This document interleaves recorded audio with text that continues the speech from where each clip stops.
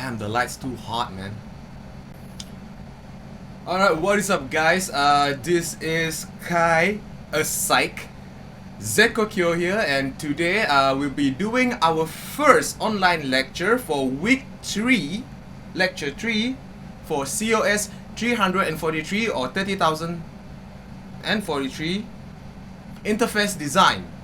For this lecture, I'll be putting it inside 2 separate parts so you can digest the lecture better by having shorter video so you can watch it on your free time. So let's get into it. Okay, that's kind of cringe.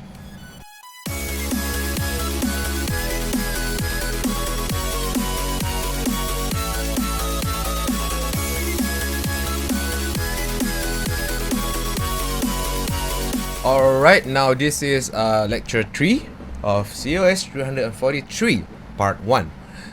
So this lecture will explain to you about model view controller, data binding, directive filter, and how to get started with AngularJS.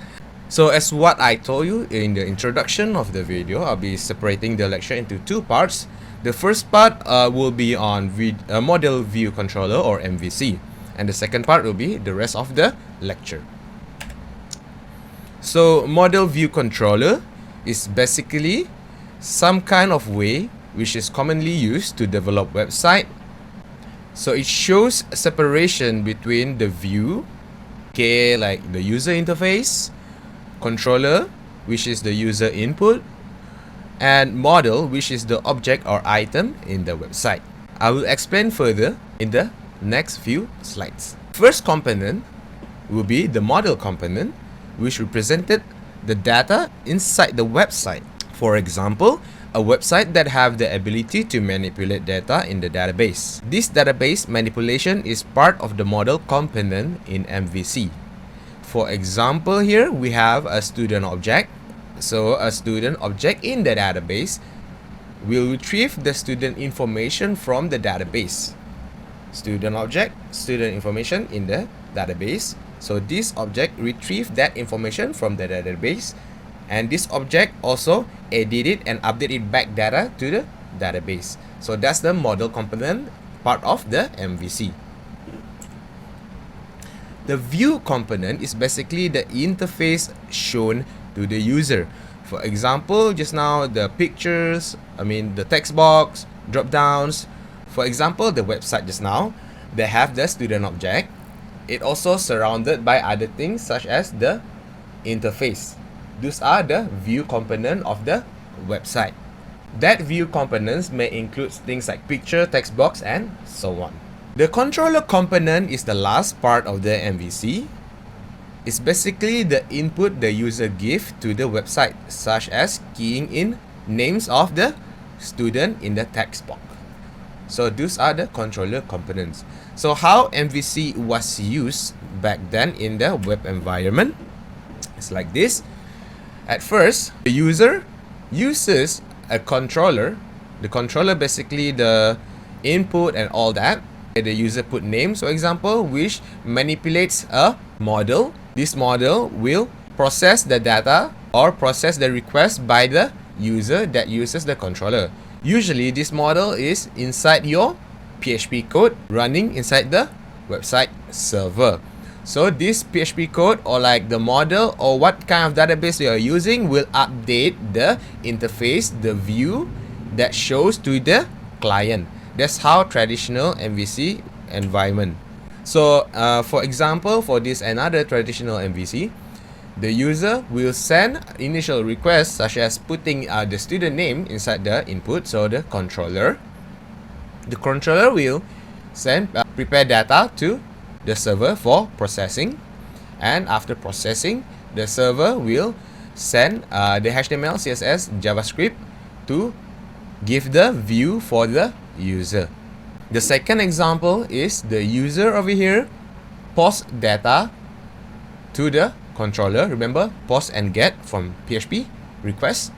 Alright, so the data will be manipulated in the model, so in the server, and the server will send back the data to the client. So the view, which is the interface, can be reloaded to the user for them to see. So MVC is something like how the web is programmed to do their work based by different components. So now we'll be talking about AngularJS. AngularJS is a fully client-side framework. It says it has templating based on bidirectional UI data binding where the HTML template is compiled in the browser. Basically, AngularJS or Angular JavaScript is a framework that enables a single page application website which allow the page to be updated live without having to request or sending back data to the server or from the server. So the processing is also done in client side. What is a single page application? It is a web application or a website that is contain a single web page to provide user experience similar to desktop application, which means whatever loaded in that one page will be updated live without having to reload the entire page. So the first example for AngularJS single page application, the user send initial request to the controller, so probably opening a website, and then the model prepares the data and send the HTML template, CSS and JavaScript controller to the user client. So inside here, the single page application also have these three implement in the website and JavaScript controller. So this enables the user to use the web page without having to go back to the server and request more components or more data. So like the single page application can process the user request or keep updating by itself and will show to the user in the end. Alright, next is the second example of AngularJS single page application using MVC model. First, you see over here, the user interact with the controller in the client-side website. Basically, this website already loaded in the client browser. So, the controller manipulate the model or manipulating the data, and the model keeps updating the view that shows to the user. However, if the controller has decided that it needs more data based on the user interaction, it will request using AJAX to the server controller.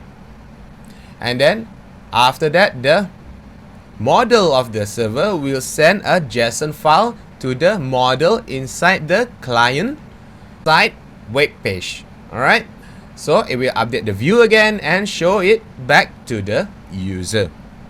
There are a few challenges come with SPA model. Alright, so search engine optimization. Where is the code? Alright, client or server code partitioning. Where to place the logic code? Is it the client side or the server side? How about browser history? So when you open a website, there's no back button. If you want to go back to the previous one that you saw, for example, you saw a nice recipe of chicken, you cannot click back after you lost it because it keeps updating. Alright, although a lot of people think that single page application updates very fast, which is true. However, the initial load time will increase the bigger the single page application is, because you have a lot more to download and a lot more to